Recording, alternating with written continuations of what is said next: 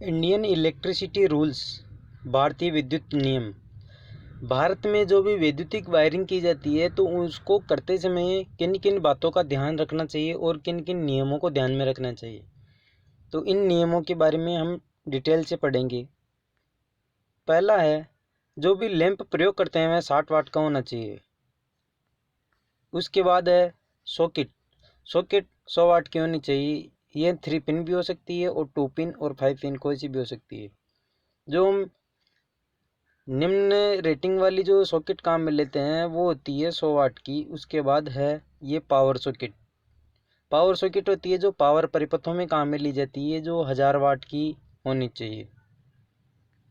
उसके बाद है फ्लोरोसेंट ट्यूब, जो 40 वाट की होती है, वहीं हमें प्रयोग करनी चाहिए। फ्लोरोसेंट दिखने में इस प्रकार की होती है, ठीक है। उसके बाद जो फैन है, जो छत का पंखा होता है, वह 60 वाट का होना चाहिए। उसके बाद मरकरी वेपर लैंप, जो 80 वाट का होना चाहिए। जहाँ पर भी हम मरकरी वेपर लैंप यूज़ करते हैं यदि कभी भी, ठीक है, तो वह 80 वाट का होना चाहिए। उसके बाद है इलेक्ट्रिकल कॉन्ट्रैक्टर शुड बी लाइसेंसेबल, यानी कि वैद्युतिक वायरिंग जिस भी ठेकेदार से करवाते हैं तो उसके पास वायरिंग का जो लाइसेंस होना चाहिए, यानी कि उसके पास लाइसेंस होना चाहिए कि वायरिंग करने वाला है, इस प्रकार। उसके बाद है electrical material should be ISI marked, यानी कि वैद्युतिक वायरिंग में हम जो भी इलेक्ट्रिकल एसेसरीज प्रयोग करते हैं, जो भी सामान हम प्रयोग करते हैं, स्विच, सॉकेट, जो भी है ना, वायर, कुछ भी, वह ISI चिन्ह के द्वारा सर्टिफाइड होनी चाहिए, यानी कि ISI ये चिन्ह उस पर अवश्य देखना चाहिए, ठीक है। उसके बाद है लाइट एंड फैन सब सर्किट और पावर सब सर्किट शुड बी डिफरेंट, यानी कि ऐसा बोर्ड, ऐसे स्विच लगे होते हैं जिसमें कि जिनको हम, जिन स्विचों के द्वारा लाइट, पंखे ऐसे जो चलाते हैं, उस बोर्ड को हम बोलते हैं लाइट एंड फैन सब सर्किट।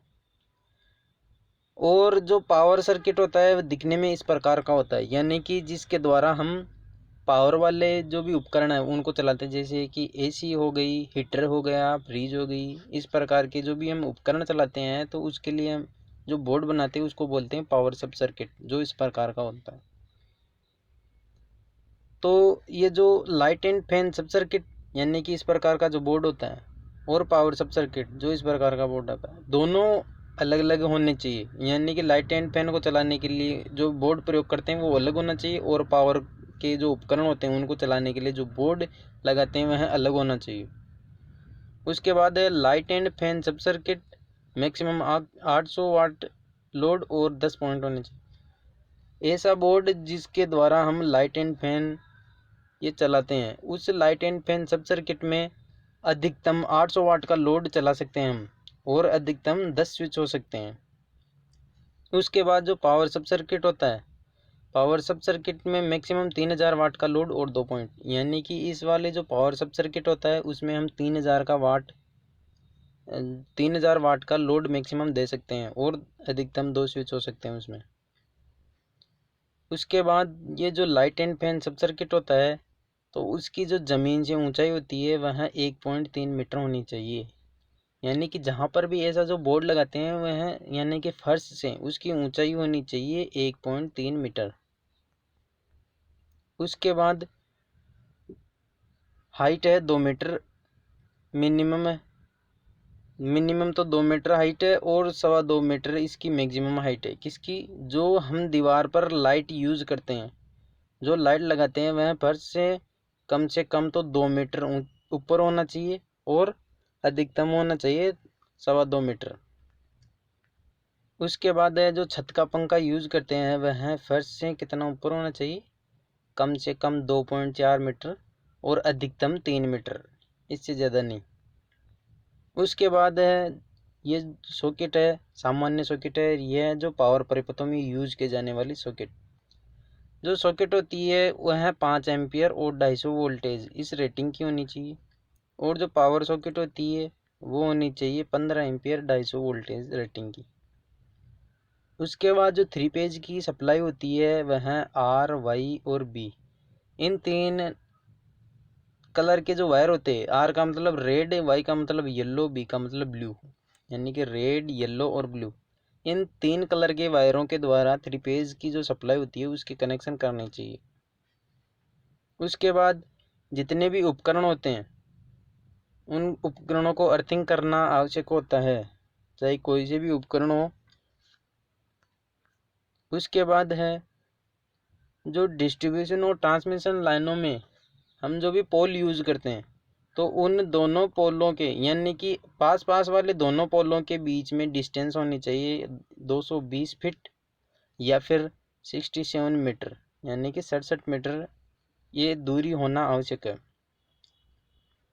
उसके बाद है भारतीय विद्युत नियम 1956 के अंतर्गत जो भी नियम आते हैं उन नियमों को ध्यान में रखते हुए ये वायरिंग करनी चाहिए। उसके बाद है जो फेज की सप्लाई होती है वह स्विच के द्वारा ही कंट्रोल होनी चाहिए, ठीक है। न्यूट्रल की सप्लाई तो इसको डायरेक्ट दे दी, और उसके बाद जो फेज की सप्लाई है वह स्विच के द्वारा कंट्रोल होनी चाहिए। उसके बाद है वैद्युतिक वायरिंग कंप्लीट होने के बाद उसमें जो भी फॉल्ट रह गए उनको चेक करने के लिए मेगर का यूज़ करना चाहिए। उसकी लीकेज करंट 1/5000 भाग से ज़्यादा नहीं होनी चाहिए, यानी कि फुल लोड करंट का। वायरिंग कंप्लीट होने के बाद मेगर के द्वारा उस वायरिंग का टेस्ट किया जाना आवश्यक है। उसके बाद है जो एनर्जी मीटर होते हैं वो दिखने में इस प्रकार के भी हो सकते हैं, इस प्रकार के भी हो सकते हैं, जिनको ज़मीन से 1.3 मीटर ऊपर लगाया जाना अनिवार्य होता है भारतीय विद्युत नियमों के अनुसार। उसके बाद है आइसोलेटर। आइसोलेटर कुछ इस प्रकार के होते हैं, इस प्रकार के भी होते हैं, जो मेन सप्लाई को ऑन ऑफ कर सकते हैं इसके द्वारा। जो आइसोलेटर होता है वह ज़मीन से 5 फीट की ऊंचाई पर होना ज़रूरी है, चाहे ये आइसोलेटर हो चाहे ये हो। उसके बाद है पैनल बोर्ड की जो हाइट होती है, पैनल बोर्ड की हाइट का मतलब यानी कि ज़मीन से इसकी जो ऊंचाई होती है वह 2 मीटर होना आवश्यक है, कम से कम 2 मीटर होना आवश्यक है। जब भी इस पैनल बोर्ड को लगाते हैं किसी वॉल पे कहीं पे भी, तो ज़मीन से 2 मीटर ऊपर रखना आवश्यक है। उसके बाद है स्टे इंसुलेटर। स्टे इंसुलेटर होता है तो वह ज़मीन से 3.05 मीटर ऊपर लगाना आवश्यक होता है। जो पोल होता है, ये मान लो आरसीसी का पोल है, इस पे कहीं लाइन जा रही है, ठीक है, तो हम एक वायर लगाते हैं जिसको हम ताण भी कहते हैं, ताण।